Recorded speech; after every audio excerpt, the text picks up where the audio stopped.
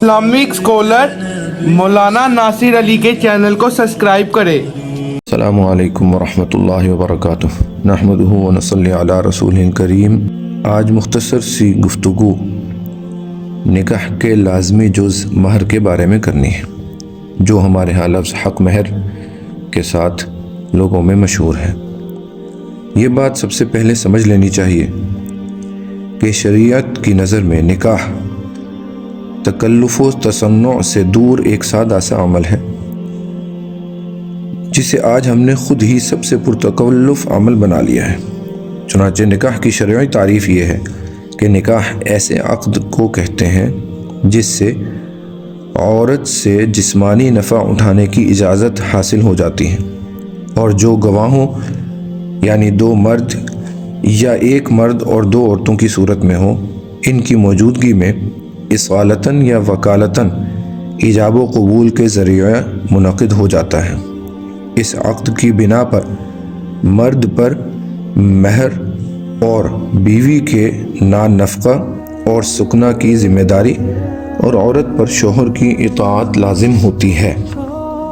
निकाह की हकीकत बस इतनी सी है। निकाह का सबसे बड़ा लाजमी ख़र्चा महर है, जो मर्द पर लाजिम होता है। अल्लाह तबारक व तआला ने कुरान में इरशाद फरमाया, व आतुन्निसा सदुक़ातिहिन्ना निहला, तुम लोग बीवियों को उनके महर खुशदिली से दे दिया करो। सूरह निसा की आयत 24 से भी मालूम होता है कि औरतों को महर देना ज़रूरी है।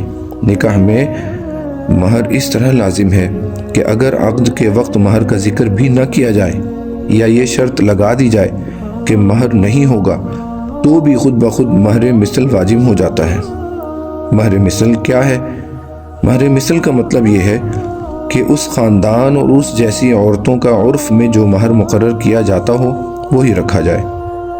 हनफिया के नज़दीक महर की कम से कम मिक़दार, जिससे उर्फ़ में महर मुहम्मदी और महर शरअ पैगम्बरी कहा जाता है, 10 दिरहम के बक़दर चांदी है। 10 दिरहम का वज़न 2 तोले 7.5 माशे हैं, और मौजूदा औज़ान के बमूजिब इसकी मिक़दार 30 ग्राम 618 मिलीग्राम होती है। उसकी कीमत आजकल के दिनों में जितनी होगी उतना महर मुकर्रर करना बहरहाल ज़रूरी होगा। महर दिखावे के लिए नहीं होता, बल्कि सिर्फ लाजमी अदायगी के लिए है। इस ज़माने में ज़्यादा महर बांधने को एक फ़ैशन और फ़ख्र की चीज़ बना लिया गया है, और महज नामवरी, रियाकारी और दुनियावी इज़्ज़त के ख़याल से अपनी वुसात से ज़्यादा महर कबूल किए जाते हैं, और शुरू ही से उनकी अदायगी न करने की नीयत होती है, और नहायत बेगैरती के साथ या तो बीवी की खुशामद दरामद करके जबरन व कहरन मुआफ़ करा लिया जाता है, या फिर पूरी ज़िंदगी अदा करने की फ़िक्र नहीं की जाती, और अगर बीवी मुतालबा करे तो इसे सख्त नागवारी का सबब करार दिया जाता है। ये महर की ज़्यादती बसा औक़ात लड़की के लिए भी नहायत मुसीबत का ज़रिया बन जाती है। मसलन अगर ज़ौजैन में मुवाफ़क़त न हो सके तो शौहर महज इसलिए लड़की को मुअल्लक़ रखता है कि तलाक़ की वजह से उसे महर अदा करना पड़ेगा। आप सल्लल्लाहु अलैहि वसल्लम ने इरशाद फरमाया, औरत की बेहतराई में से ये है कि इसका रिश्ता आसानी से हो और उसकी महर कम हो। अमीरुल मोमिनीन हज़रत उमर रज़ियल्लाहु अन्हु का इरशाद है, ख़बरदार औरतों की महरों में हद से तजावुज़ और मुबालगा मत करो। अगर ये दुनियावी इज़्ज़त और अल्लाह की नज़र में तक़वा की बात होती तो आप सल्लल्लाहु अलैहि वसल्लम इस पर अमल फरमाने के तुमसे ज़्यादा मुस्तहिक़ थे। मुझे नहीं मालूम कि आप सल्लल्लाहु अलैहि वसल्लम ने अपनी अज़वाज मुतहरात और अपनी साहबजादियों में से किसी का निकाह 12 औक़िया चांदी से ज़्यादा पर किया हो।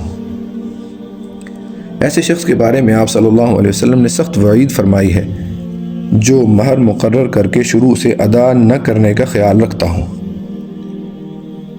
फरमाया, जो शख्स किसी औरत से कम या ज़्यादा महर पर निकाह करे और उसके दिल में इस हक़ को अदा करने का ख्याल ना हो और उसने औरत के साथ फ़रेब किया हो, तो अगर वो औरत का हक़ अदा किए बगैर मर गया तो क़यामत के दिन अल्लाह के दरबार में ज़ानी की हालत में हाजिर होगा।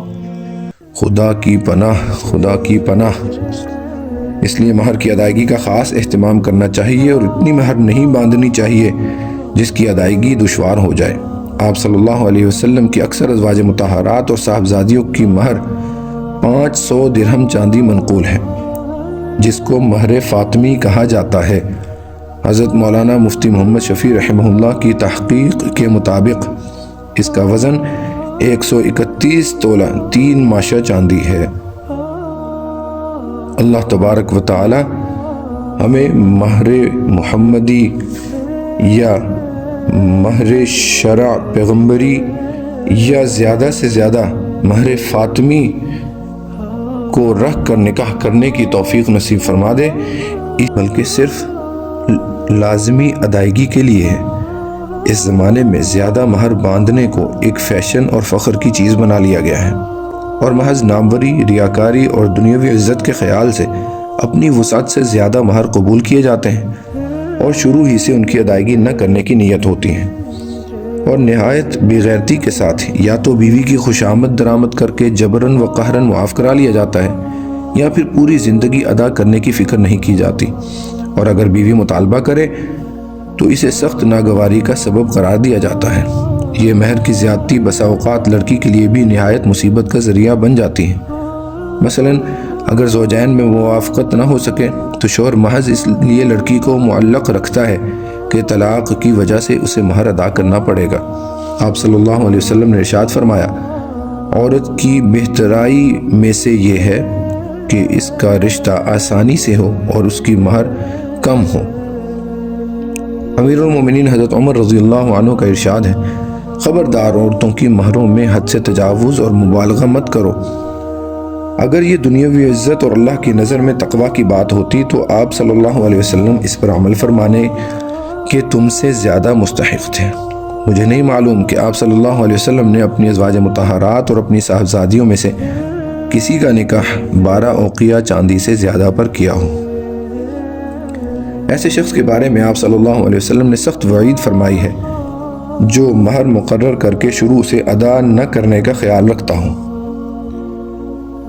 فرمایا، جو شخص کسی عورت سے کم یا زیادہ مہر پر نکاح کرے اور اس کے دل میں اس حق کو ادا کرنے کا خیال نہ ہو اور اس نے عورت کے ساتھ فریب کیا ہو، تو اگر وہ عورت کا حق ادا کیے بغیر مر گیا تو قیامت کے دن اللہ کے دربار میں زانی کی حالت میں حاضر ہوگا۔